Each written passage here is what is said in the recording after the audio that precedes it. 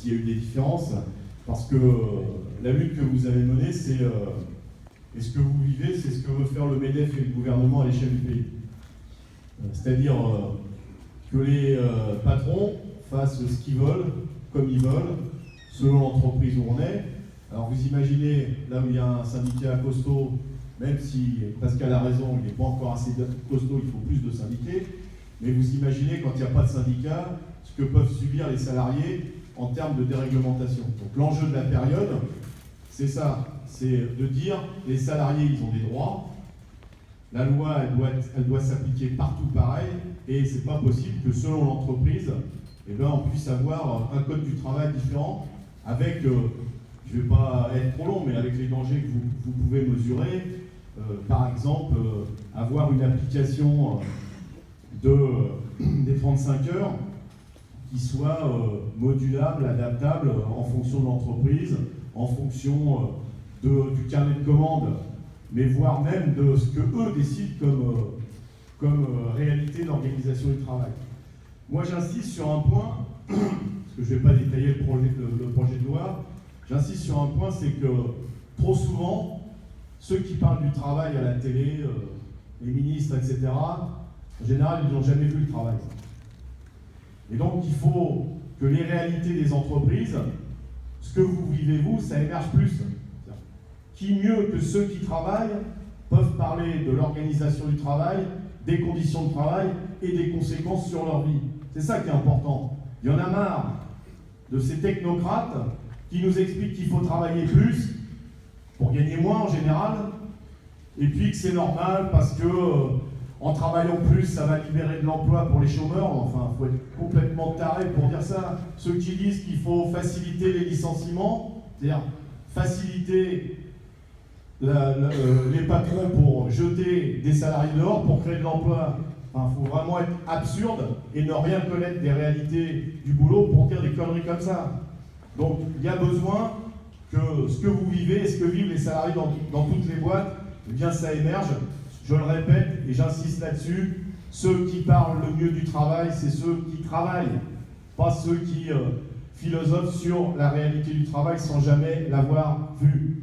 Deuxième chose, vous avez vu que le gouvernement vient de reculer de 15 jours l'application de sa loi.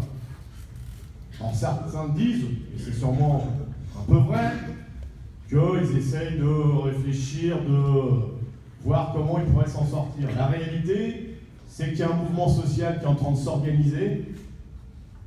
Ils ont la trouille, et donc ils essayent, oui, de composer, de diviser les syndicats, etc., etc. Eh bien, nous, il faut qu'on réponde d'une seule voix. C'est-à-dire tous mobilisés, et le recul de 15 jours, il faut que ça soit une annulation définitive de ce projet de loi, et qu'on travaille, parce que la CGT a des propositions, pour un code du travail qui soit valable pour tout le monde, quelle que soit son entreprise, quel que soit son statut, et un code du travail qui fasse en sorte qu'on arrête les dérogations. Le code du travail, s'il est si compliqué, c'est parce que les patrons dérogent partout la loi. Donc la mobilisation, il faut qu'elle s'amplifie. On a un premier rendez-vous dans les départements, et David en dira peut-être un mot. Fabrice, pardon, excuse-moi, c'est la fatigue. Un premier rendez-vous le 9 mars prochain. Pour vous, c'est la continuité des mobilisations que vous avez faites la semaine dernière et les semaines d'avant. Ce qui est intéressant, c'est que la jeunesse, qu'on dit souvent éloignée du monde du travail, qu'on dit souvent éloignée des syndicats, qu'on dit souvent éloignée des vraies réalités, la jeunesse, elle s'est saisie de ce projet de loi pour dire vous êtes en train de nous préparer nos 40 prochaines années au boulot, et bien cet avenir-là, on n'en veut pas. Et c'est important que les étudiants, les lycéens et bien d'autres soient mobilisés avec les salariés pour dire cette réforme-là, on n'en veut pas. Donc on a un premier rendez-vous le 9 mars prochain, et il faut que cette mobilisation, elle s'amplifie jusqu'au retrait total et définitif du projet de loi qu'on appelle El Khomri, mais qu'on pourrait appeler aussi facilement MEDEF, parce que le MEDEF en rêvait, j'allais dire, Valls l'a fait, Et donc, voilà, c'est l'enjeu de la période. Alors des fois, on se dit, oui, mais on fait des mobilisations, est-ce que ça sert à quelque chose? Nous, on a l'habitude de dire, si on fait rien, on est sûr de perdre.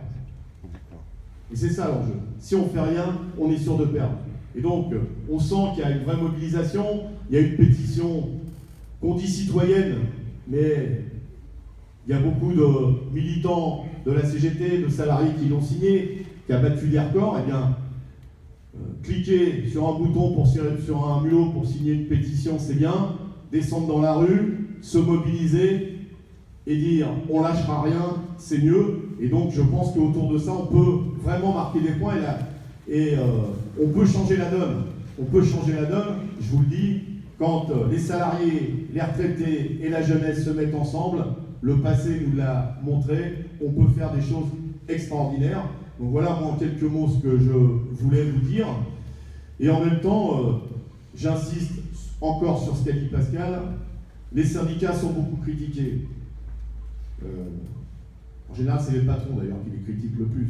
C'est normal, c'est l'hommage du vice à la vertu.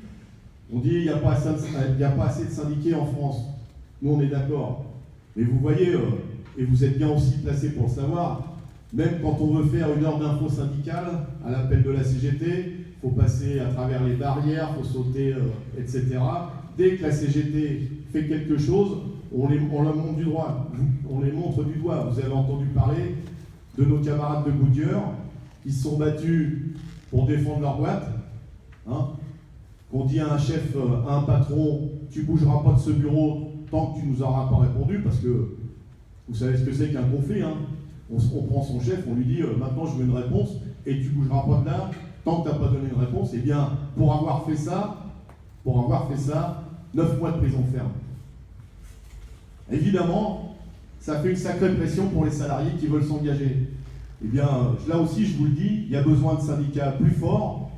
Tous les salariés qui ont des syndicats, et notamment la CGT dans leur entreprise, ils disent oui, quand on a un syndicat, quand il y a la CGT, ça ne se passe pas pareil que quand il n'y en a pas. Donc, une bonne réponse à donner à votre direction, mais à donner au MEDEF en général et au gouvernement, c'est d'adhérer à la CGT. 300, c'est bien, mais si on peut passer la barre des 400, je reviendrai comme je m'ai été engagé à venir pour le 300e. Merci.